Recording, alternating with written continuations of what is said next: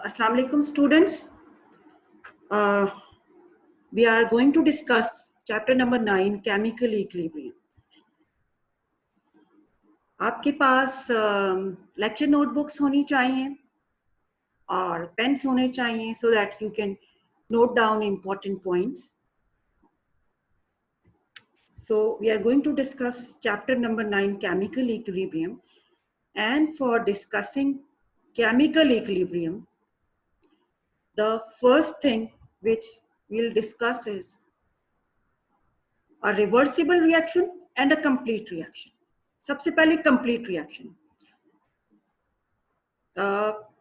Complete reaction is also called irreversible reaction, right?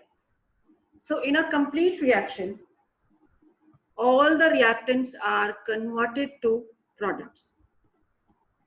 Like most of the reaction in chemistry, which you must have learned till now. Class 8th में आपने neutralization reaction पढ़ा था. Sodium hydroxide NaOH plus HCl gives us NaCl and water. That is a complete reaction. All the reactants are converted into products. And if you remember, जब हम उसकी chemical equation लिखते हैं, हम लिखते हैं NaOH plus HCl gives NaCl plus H2O. Right left side पे हम इक्वेशन के रिएक्टेंट्स को लिखते हैं, राइट साइड पे हम इक्वेशन के प्रोडक्ट को लिखते हैं, and in center we use an arrow. ठीक है, सिंगल एरो. ठीक. अच्छा, all such most of the reactions जो हैं वो केमिस्ट्री में कंप्लीट होते हैं. All the reactant is converted into product. इसी तरह अगर हम रिएक्शन पढ़ें हाइड्रोजन और ऑक्सीजन का, H2 plus O2, they combine to give us H2O. That is also a complete reaction. Hydrogen and oxygen are completely converted into water, H2O. अच्छा, इस तरह के reactions को हम क्या दूसरा नाम क्या देते हैं? Irreversible reactions. ठीक है? They always go till completion, or in the end of reaction, you will have no reactant left. If reactants are taken in molar ratios, so in the end of the reaction, you'll have no reactants left.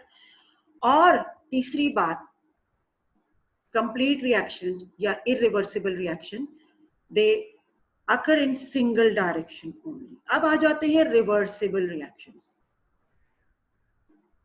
Reversible reactions are those reactions which occur in both the directions, in forward as well as reverse direction. ठीक है?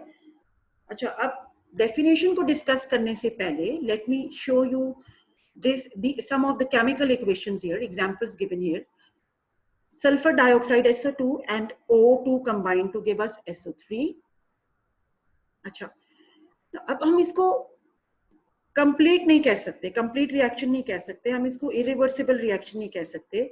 You can see that we are representing it using a double arrow. What does this double arrow mean? एक तो arrow आपको नजर आ रहा है left to right, और दूसरा एरो नजर आ रहा है राइट टू लेफ्ट.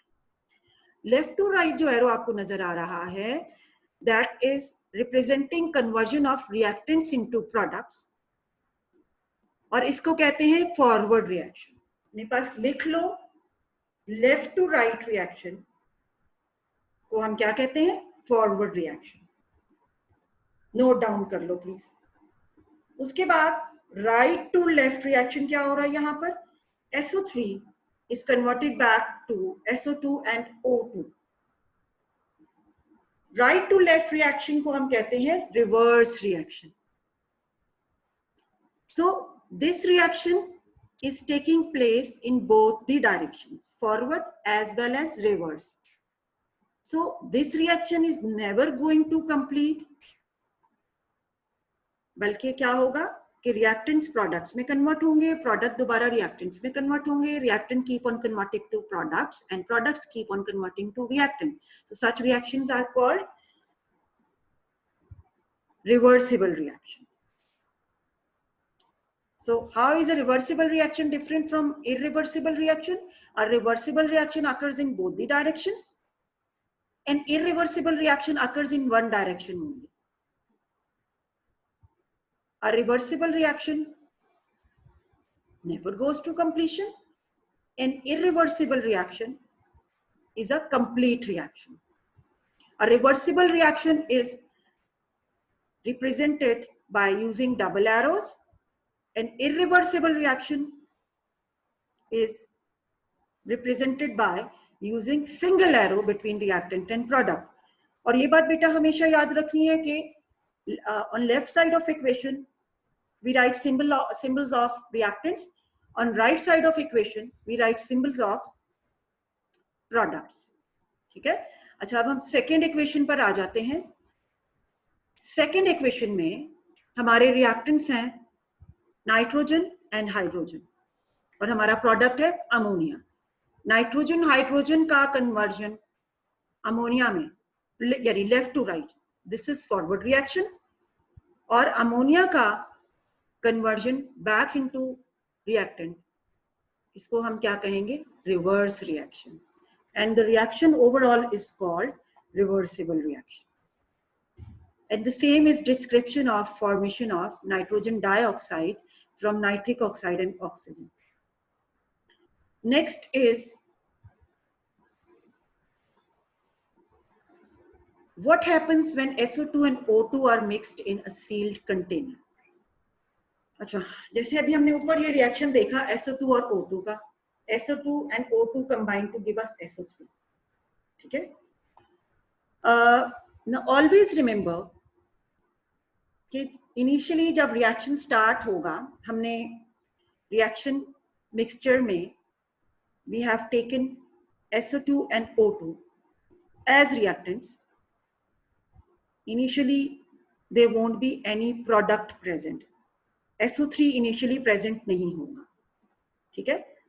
हमेशा याद रखना कि जैसे ही रिएक्शन स्टार्ट होगा, please note it down, initially we will have maximum concentration of reactants that is SO2 and O2 और कॉन्सेंट्रेशन ऑफ प्रोडक्ट क्या होगी? इनिशियली 0. ठीक है. SO2 और O2 कंबाइन होके क्या बनाएंगे? SO3. SO2 और O2 कंबाइन होके जब SO3 बनाएंगे तो फॉरवर्ड रिएक्शन क्या होगा हमारा? SO2 plus O2 give SO3. Now next thing, once SO3 की sufficient amount form हो गई, since this is a reversible reaction, तो SO3 भी convert होगा SO2 और O2 में. हमने पढ़ा इनिशियली फॉरवर्ड रिएक्शन की मैक्सिमम रेट होगा और रिवर्स रिएक्शन का रेट इनिशियली 0 होगा क्योंकि इनिशियली सल्फर ट्राइऑक्साइड था ही नहीं. As the time passes SO3 जो है वो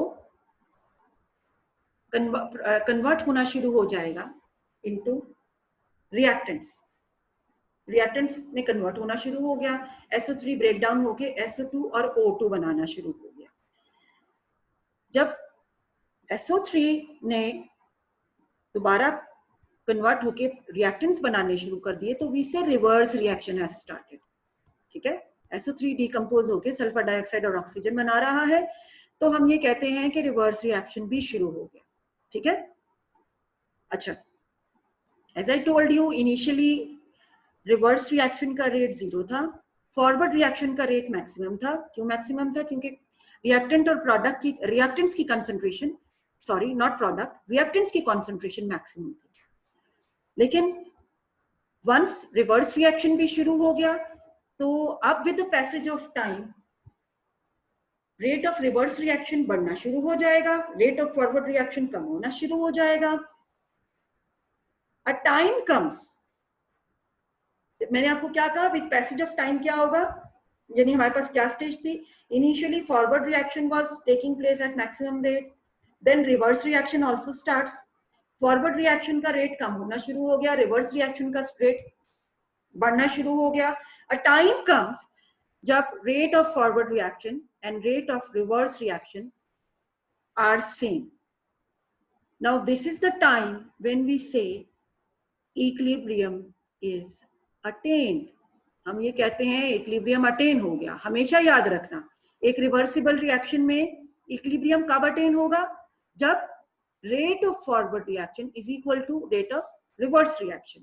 Please note down this point. कब अटेन होता है इक्विलिब्रियम इन अ रिवर्सिबल रिएक्शन? इक्विलिब्रियम उस वक्त अटेन होगा जब rate of forward reaction is equal to rate of reverse reaction.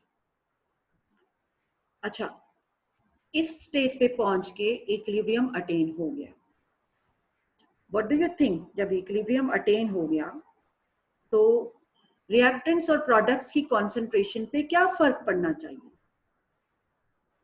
Initially हमने देखा कि रिएक्टेंट्स की मैक्सिमम कंसेंट्रेशन थी, प्रोडक्ट की जीरो थी.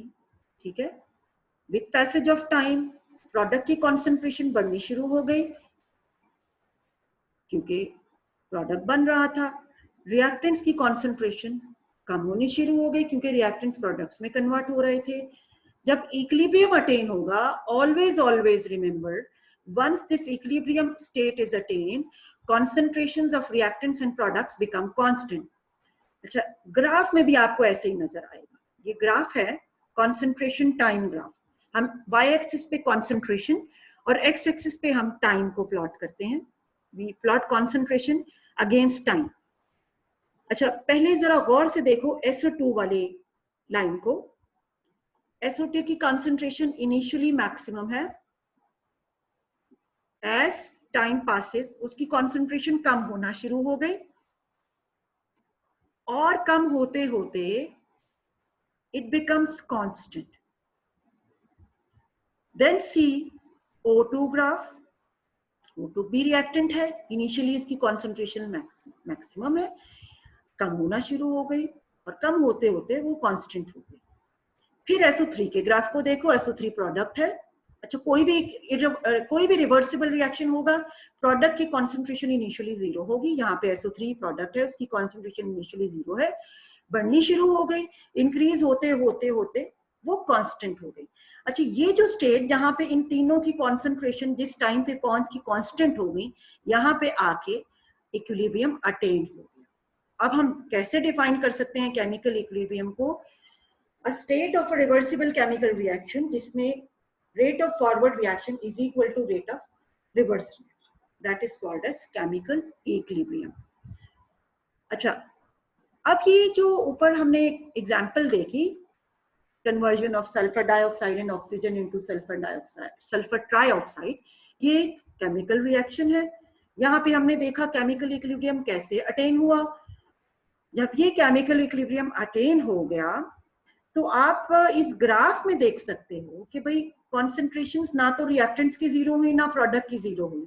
इसका मतलब है कि ना तो फॉरवर्ड रिएक्शन रुका ना रिवर्स रिएक्शन रुका, वो दोनों हो रहे हैं.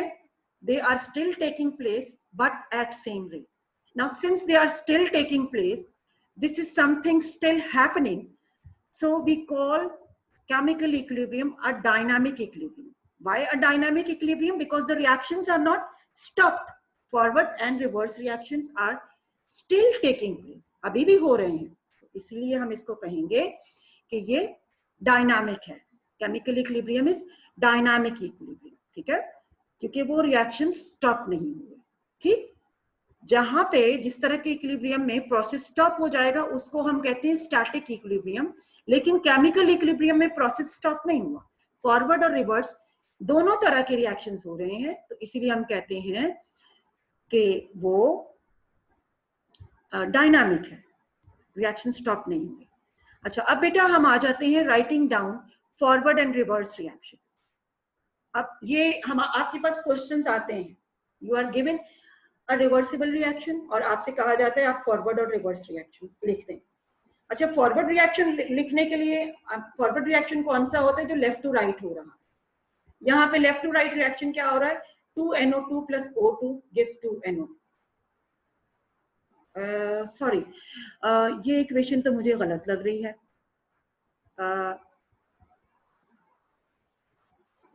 It should be 2NO. You make a correction please. जो रिएक्टेंट साइड पे आपको दिया हुआ है वो NO2 नहीं होना चाहिए, इसको NO होना चाहिए. So make a correction here.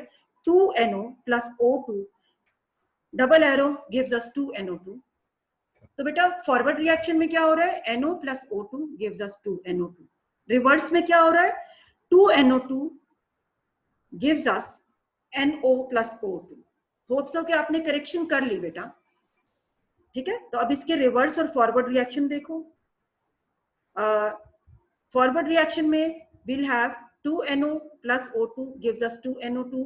Please correction कर लेना, ये 2NO2 नहीं है लेफ्ट साइड पे, इट इज 2NO।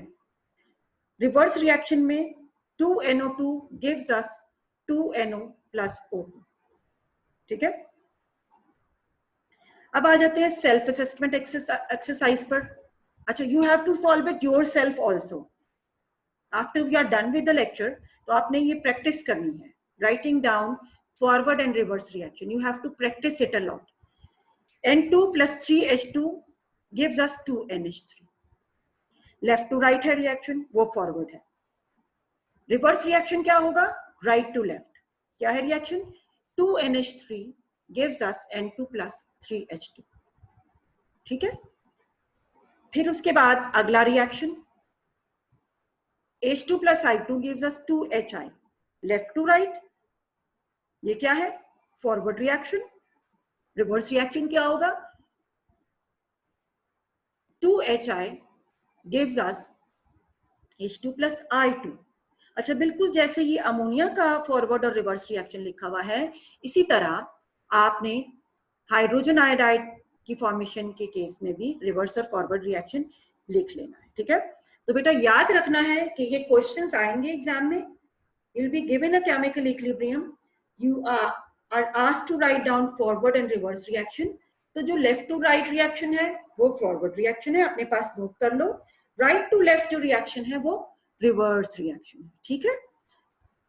अब अगला टॉपिक, यानी अभी तक जो हमने कर लिया reversible reaction, irreversible reaction, and then writing down forward and reverse reaction. Hope so यहां तक आप क्लियर हैं अच्छी तरह, ठीक है। And if you are not clear तो यू कैन आस्क क्वेश्चन। अब आ जाते हैं अगला जो इंपॉर्टेंट टॉपिक हमने इस चैप्टर में पढ़ना है, that is law of mass action. अच्छा, लॉ ऑफ मास एक्शन जब हम पढ़ेंगे तो not only we will define this law, हमें इक्विलिब्रियम कांस्टेंट का एक्सप्रेशन भी डिराइव करना है। अब what is this equilibrium constant, once we discuss the law of mass action, हम डेरिवेशन डिस्कस करेंगे, तो then you will get to know कि भाई ये इक्विलिब्रियम कांस्टेंट है क्या। अब आ जाते हैं लॉ ऑफ मास एक्शन। अब before exactly defining this law, let me share with you one term which you must know is active mass. What is this active mass? ये टर्म आपको अच्छी तरह क्लियर होनी चाहिए। अच्छा, ये टर्म जो है अलग से डेफिनेशन भी आपसे पूछी जा सकती है। So when we are studying a reversible reaction, we have reactants as well as products, right? और रिवर्सिबल रिएक्शन की पहचान क्या है, डबल एरो, ठीक है। डबल एरो हम रिवर्सिबल रिएक्शन में यूज करते हैं। तो whenever we will be studying a reaction, reversible reaction, where we are having reactants and products, so we'll be having certain concentrations of reactants and products. Active mass को हम define कर सकते हैं, these are concentrations of reactants and products in mole per dm cube। किस unit में, in mole per dm cube। आपने मोल per dm cube 9th में पढ़ा था, molarity is actually mole per dm cube। तो किसी भी रिएक्टेंट या प्रोडक्ट की कॉन्सेंट्रेशन को जब हम मोल पर dm cube में रिप्रेजेंट करेंगे, it is active mass. Hope so ये आपको क्लियर है। क्या है active mass, concentration in mole per dm cube। Please आप मेरे साथ रिपीट कीजिए, concentration of reactants and products in mole per dm cube। हम इसको रिप्रेजेंट कैसे करेंगे, एक्सप्रेस कैसे करेंगे, it is expressed by using square brackets. So बेटा अब याद रखना, जहां कहीं पर भी किसी भी चीज का सिंबल आपको स्क्वायर ब्रैकेट में इनक्लोज नजर आए, तो आपके जहन में फौरन आना चाहिए कि ये स्क्वायर ब्रैकेट का क्या मतलब है, it is concentration in mole per dm cube। Again repeat करें, it is concentration in mole per dm cube। How to express it? Repeat with me. It is expressed by using square brackets। अब मैं आ जाती हूँ हम जो अपने topic पे, what was that, define law of mass action. अब definition of law of mass action पे आ जाती हूँ। Law of mass action will explain to us about the rates of the reaction. अच्छा, एक बात जरा फिर हम रिपीट कर लेते हैं कि जब हम रिवर्सिबल रिएक्शन लिख रहे हैं तो हमारे पास रिएक्टेंट का कन्वर्जन हो रहा है प्रोडक्ट में, that is called forward reaction. Product का कन्वर्जन हो रहा है रिएक्टेंट में, that is called reverse reaction. तो जब रिएक्शन हो रहा है तो there will be some speed with which the reaction is taking place, that speed is called rate. तो भाई वो कितना स्पीडीली रिएक्शन हो रहा है, that is describe by law of mass action. Now let me read the statement. It states that rate at which a substance reacts is directly proportional to its active mass.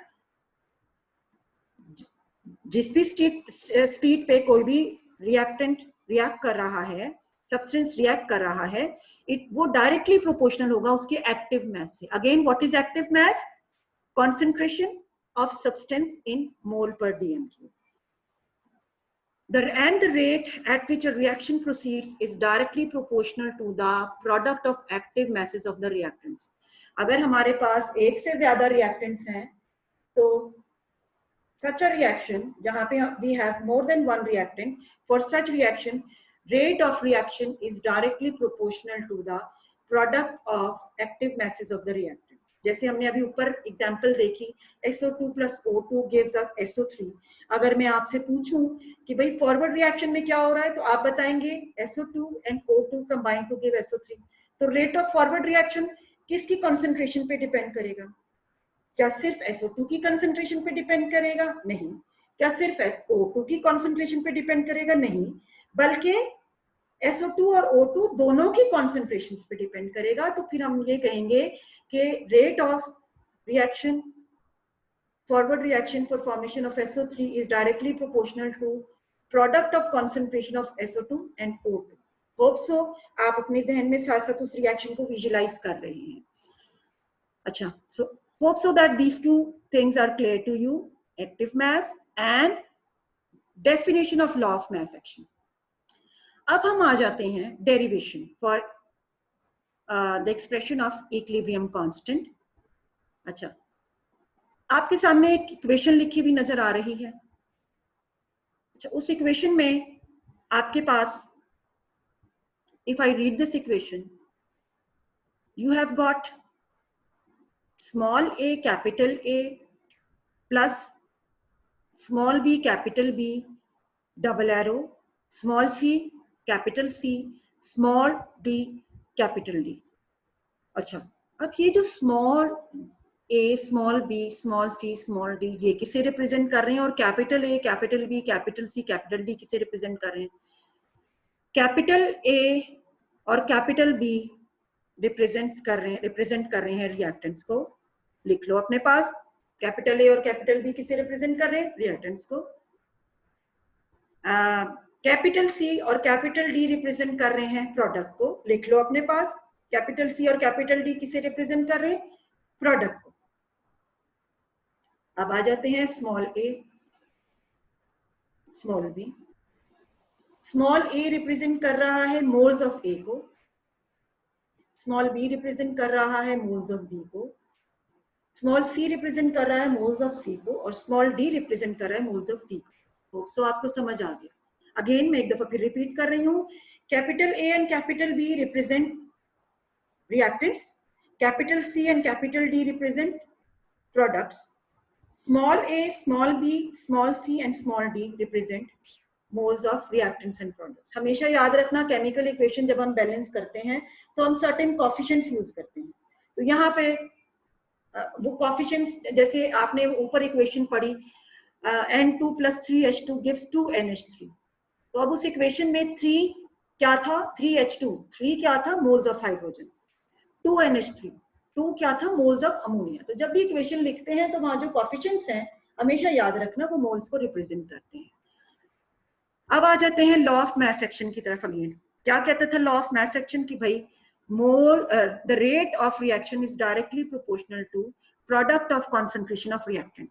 अच्छा बेटा, पहले अब pencil निकालो और यहाँ पे इस reaction के लिए फॉरवर्ड रिएक्शन लिखें। इस रिएक्शन के लिए फॉरवर्ड रिएक्शन क्या होगा, a small a capital A plus small b capital B, arrow left to right वाला एरो लिखोगे फॉरवर्ड रिएक्शन के लिए, small c capital C plus small d capital D, ये आपका फॉरवर्ड रिएक्शन है। रेट ऑफ फॉरवर्ड रिएक्शन, अब reactants कौन से हैं फॉरवर्ड रिएक्शन में, ए एंड बी, तो rate of forward reaction is directly proportional to concentration of A and B. अच्छा, अब यहाँ पे पहुंच के आपको पता चलेगा कि भाई ये जो मोल्स हैं, हमेशा याद रखना जब भी किसी रिवर्सिबल रिएक्शन के लिए आप कैसी एक्सप्रेशन लिखोगे तो आपने कॉन्सेंट्रेशंस के साथ पावर में उनके जो मोल्स जो बैलेंस्ड इक्वेशन में आ रहे हैं वो रिप्रेजेंट करने हैं, ठीक है। a raise to the power a, b raise to the power b, यानी मोल्स को हमने कहां पर रिप्रेजेंट करना है, पावर्स में, ठीक है। अच्छा, ये स्क्वायर ब्रैकेट क्या किस चीज को रिप्रेजेंट कर रहा है, क्या पढ़ा था ऊपर हमने, what does this square bracket show, it shows कि concentration of a and b is taken in mole per dmq, और ये पावर्स किस चीज को रिप्रेजेंट कर रही हैं, पावर्स रिप्रेजेंट कर रही हैं मोल्स को। अच्छा, अब if I remove proportionality sign, rate of forward reaction is equal to kf a raise to the power a, b raise to the power b, ठीक है। ये मेरे पास आ गया rate of forward reaction. Rate of forward reaction क्या है, kf a raise to the power a, b raise to the power b। अच्छा, अब पेंसिल उठाओ और रिवर्स रिएक्शन देख लो। क्या है रिवर्स रिएक्शन, रिवर्स रिएक्शन में C and D are converted into A and B, तो रिवर्स रिएक्शन में कैसे लिखूंगी, C small c capital C plus small d capital D, फिर arrow pointing left to right, and then small a capital A plus small b capital B, ठीक है। लिख लिया reverse reaction, कैसे लिखा, small c capital C plus small d capital D, arrow, और arrow की right side पे अब मैं लिख दूंगी small a capital A small b capital B। Reverse reaction में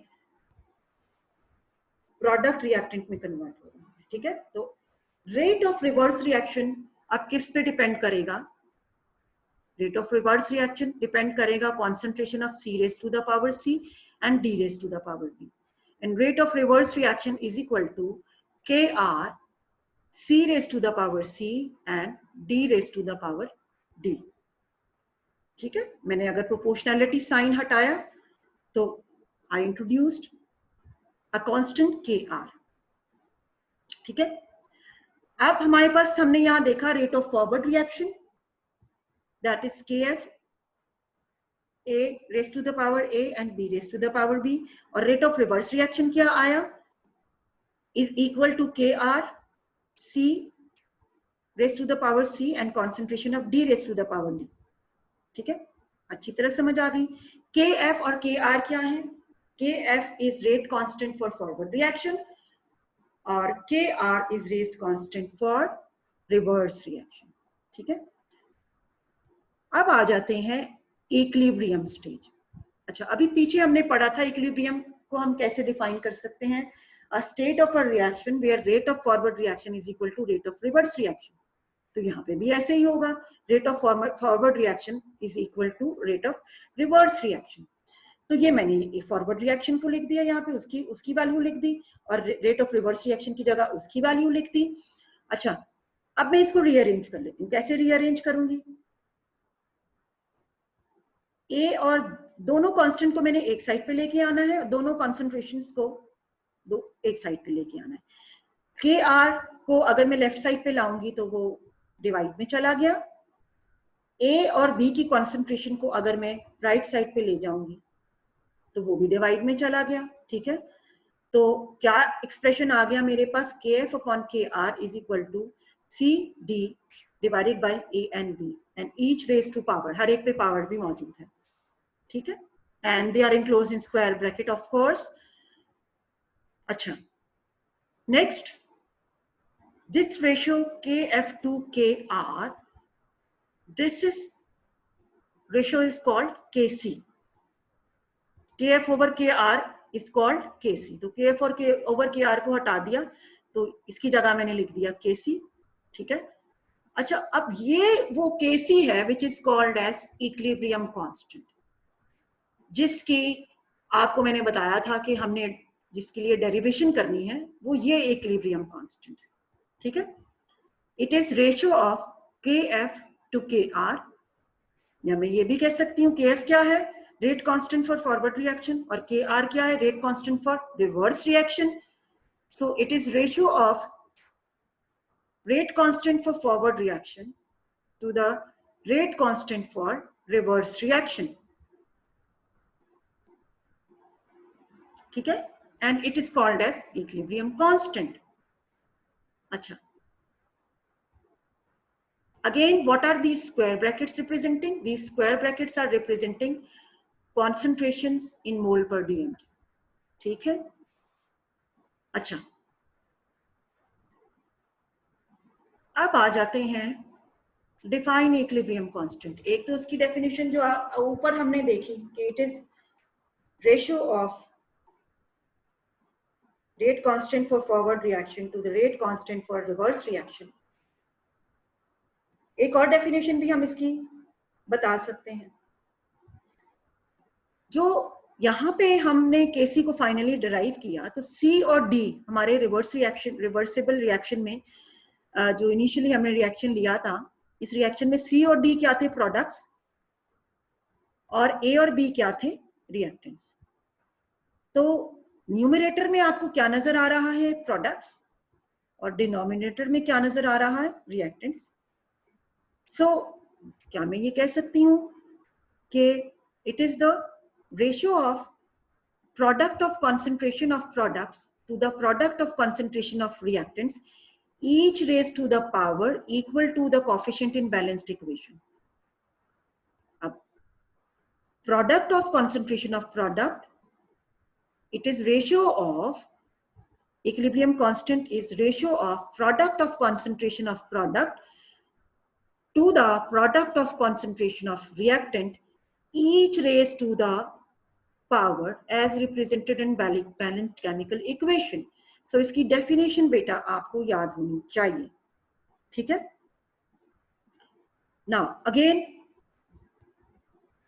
this is one reaction for which we have derived Kc. ठीक है. अब using this concept आपको बहुत सारे कोई भी रिवर्सिबल रिएक्शन दिया जा सकता है. आपसे कह सकते हैं रिवर्सिबल रिएक्शन देकर कि आप इसका Kc लिखें. पहले मैंने आपको बताया कि आप रिवर्सिबल रिएक्शन देकर आपसे कह सकते हैं आप फॉरवर्ड और रिवर्स रिएक्शन लिख लें, वो आपने सीख लिया. अब आपसे कह सकते हैं आप Kc लिखें. किसी भी रिएक्शन का जब Kc का एक्सप्रेशन लिखना है तो व्हाट यू विल डू, आप गौर से देखेंगे प्रोडक्ट साइड पे कौन सी चीजें मौजूद हैं, रिएक्टेंट साइड पे कौन सी चीजें मौजूद हैं. प्रोडक्ट साइड पे जो सब्सटेंसेस मौजूद हैं उनको Kc एक्सप्रेशन लिखने के लिए आपको न्यूमरेटर में लेना है, यानी ऊपर लेना है, और जो रिएक्टेंट साइड पे जो भी सब्सटेंसेस मौजूद हैं उनको आपने डिनोमिनेटर में लेना है. ठीक है, यानी नीचे रखना है उन्हें. ठीक है. और हर रिएक्टेंट और प्रोडक्ट की सिंबल को एनक्लोज करना है स्क्वायर ब्रैकेट में. अगर स्क्वायर ब्रैकेट में एनक्लोज नहीं किया तो वो Kc एक्सप्रेशन गलत हो जाएगा. ठीक है. और फिर don't forget about the powers. Powers पे हमने कौन से कॉफिशिएंट डालने हैं जो कॉफिशिएंट बैलेंस्ड इक्वेशन में रिप्रेजेंट हो रहे हैं. जैसे यहाँ पर कॉफिशिएंट्स क्या क्या हैं, small a, small b, small c, small d. तो उन कॉफिशिएंट्स को हर रिलेटेड रिएक्टेंट एंड प्रोडक्ट पे हमने मेंशन कर दिया. ठीक है बेटा. सो अगेन एक दफा फिर क्विकली रिवाइज कर लेते हैं. सबसे पहले active mass, concentration of reactant and product in mole per dm cube. ठीक है. फिर law of mass action की definition. Law of mass action defines the rate at which a substance reacts is directly proportional to its active mass and rate of a reaction. अगर हम एक overall reaction की बात करेंगे, rate of reaction is directly proportional to product of active masses of reactants. ठीक है, अगर एक से ज्यादा रिएक्टेंट्स हैं तो फिर हमें उनका प्रोडक्ट लेना पड़ेगा, उनके एक्टिव masses.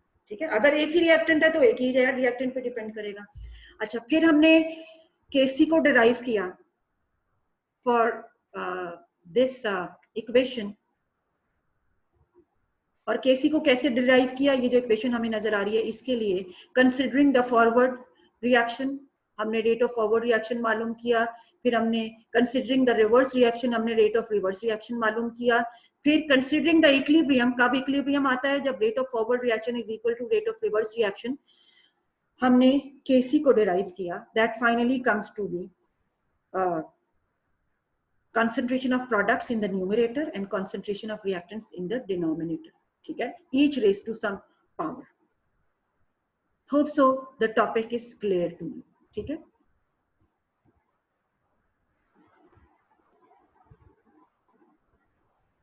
अब अगेन इक्विलिब्रियम कांस्टेंट एक्सप्रेशन आपको लिखने को आ सकता है मुख्तलिफ for different chemical reactions. Equilibrium constant expression लिखने को आ सकता है.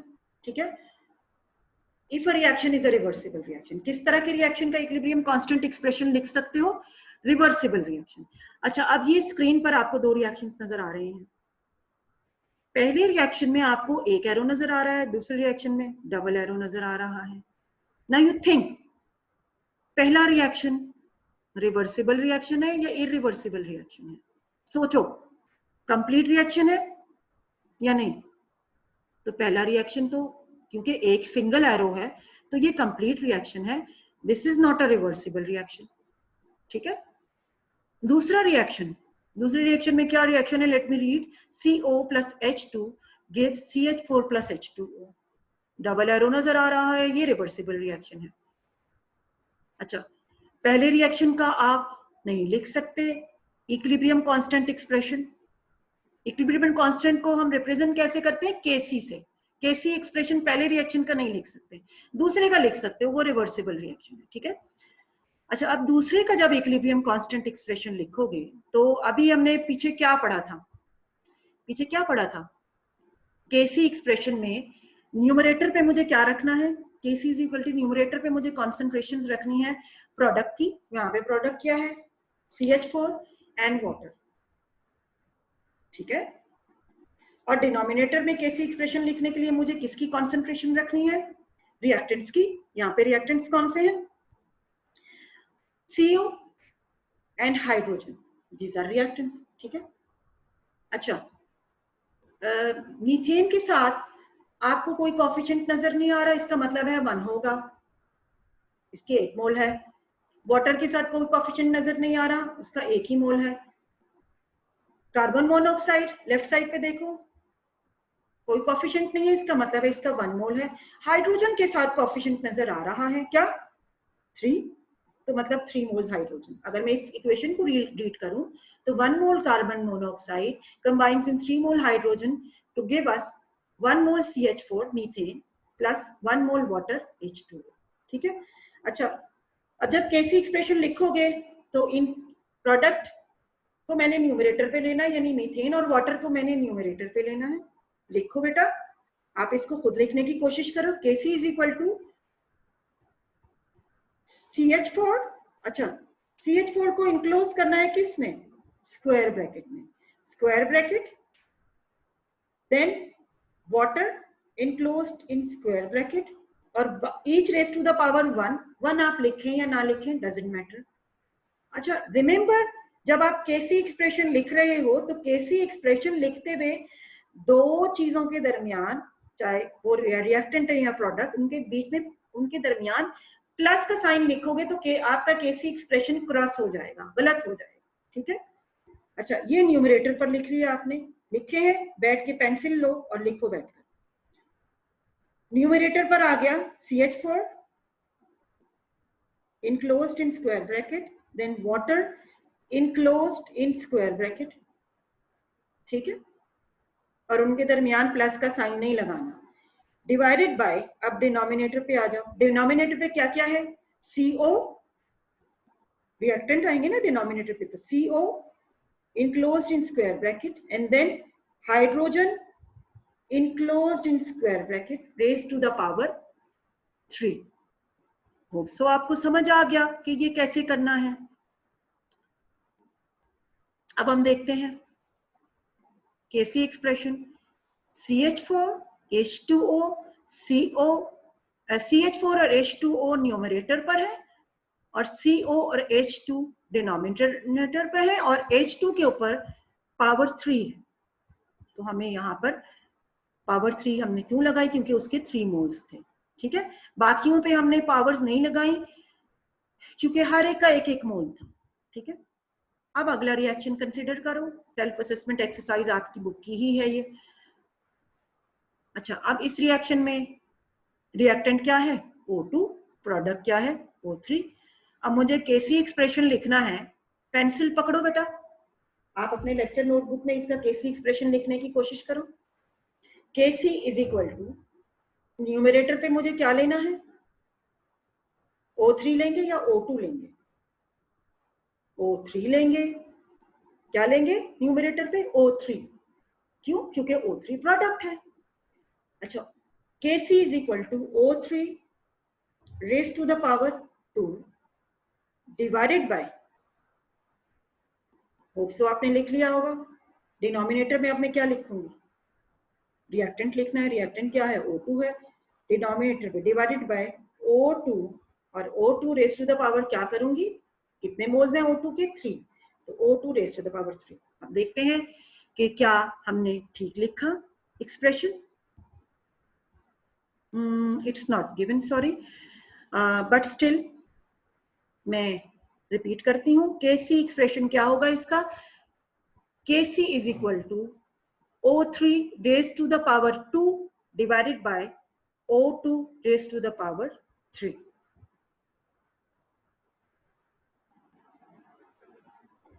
अच्छा,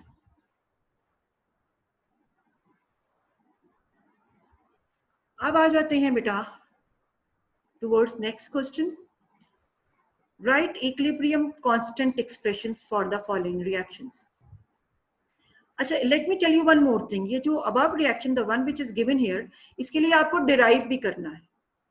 बिल्कुल जैसे ऊपर आपने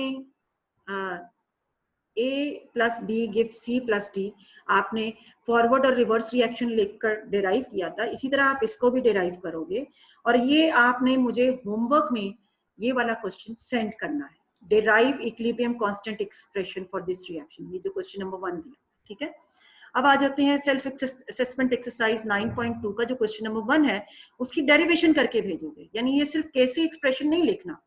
जब हमने केसी एक्सप्रेशन लिखना है तो जब हमने उस वक्त हमने सिर्फ KC is equal to O3 raise to the power 2 और O2 raise to the power 3 कर देना है। लेकिन यहाँ पर उन्होंने डिराइव करने को बोला है, तो आपको पूरा डिराइव करोगे। डिराइव करके प्लीज ये सबमिट, मुझे ये होमवर्क आपने करना है। अब आ जाते हैं यहाँ पे equilibrium constant expression, question number 2। अब यहाँ आपने डिराइव नहीं करना, यहाँ सिर्फ लिखना है। जब लिखना है तो फिर वही तरीकेकार होगा कि आपने जो न्यूमरेटर में प्रोडक्ट्स लेने हैं, डिनोमिनेटर में रिएक्टेंट्स लेने हैं। सो बेटा देयर आर 4 रिएक्शंस गिवन, इन चारों को प्रैक्टिस करो वन बाय वन। ठीक है, so hope so you will do it on your own. अगली चीज, next thing which we'll discuss from this chapter is, और ये क्वेश्चन भी आ सकता है, state conditions for equilibrium. There are 3 conditions for equilibrium. अच्छा, इसका मतलब क्या है स्टेट कंडीशंस फॉर इक्विलिब्रियम? ये तो अभी हमने पढ़ लिया कि इक्विलिब्रियम कब अटेन होता है, when rate of forward reaction is equal to rate of reverse reaction. Once equilibrium attain हो गया, रेट ऑफ फॉरवर्ड रिएक्शन बराबर हो गया रेट ऑफ रिवर्स रिएक्शन के, दोनों हो रहे हैं सेम रेट पे हो रहे हैं। अब कौन सी ऐसी कंडीशन होगी कि वो इक्विलिब्रियम मेंटेन रहेगी? कंसंट्रेशन ऑफ नंबर 1, पहली condition concentration of none of reactants और प्रोडक्ट्स इज चेंज। अगर रिएक्टेंट या प्रोडक्ट की कंसंट्रेशन चेंज की, इक्विलिब्रियम डिस्टर्ब हो जाए। यानी रेट ऑफ फॉरवर्ड और रिवर्स रिएक्शन सेम नहीं रहेगा। फिर दूसरी condition, temperature of the system is kept constant. Temperature should be constant, अगर चेंज किया तो इक्विलिब्रियम मेंटेन नहीं रहेगा, यानी रेट ऑफ फॉरवर्ड और रिवर्स रिएक्शन इक्वल नहीं रहेंगे। प्रेशर और volume of the system is kept constant. Equilibrium maintain करने के लिए प्रेशर और वॉल्यूम भी हमें मेंटेन करना है, ठीक है, सही। नेक्स्ट क्वेश्चन नंबर 12, आपको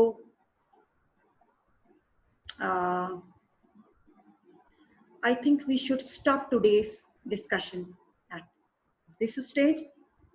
यहाँ तक मेरा ख्याल है it is enough. The rest of the things we'll discuss in next lesson. For this lesson, I think it is enough. ठीक है, इसको आपने अच्छी तरह प्रैक्टिस करना है और एक्सरसाइज रेलेवेंट टू दिस आपने सॉल्व करनी है, और फिर उसके बाद वो सॉल्व करके I just definitely share with you कि आपने कौन कौन से क्वेश्चंस एक्सरसाइज के सॉल्व करके you have to send your homework, ठीक है। So hope so that this is clear to all of you, and please have a good practice. जो भी आपने अभी लेक्चर नोट्स लिए हैं और जो भी यहाँ पर एग्जाम्पल दी हुई हैं, उनको प्रैक्टिस करना है अच्छी तरह से। Thank you.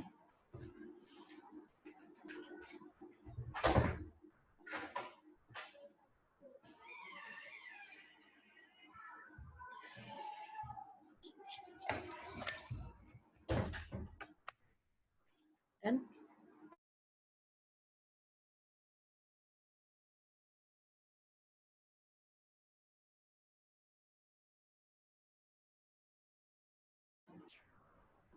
हाँ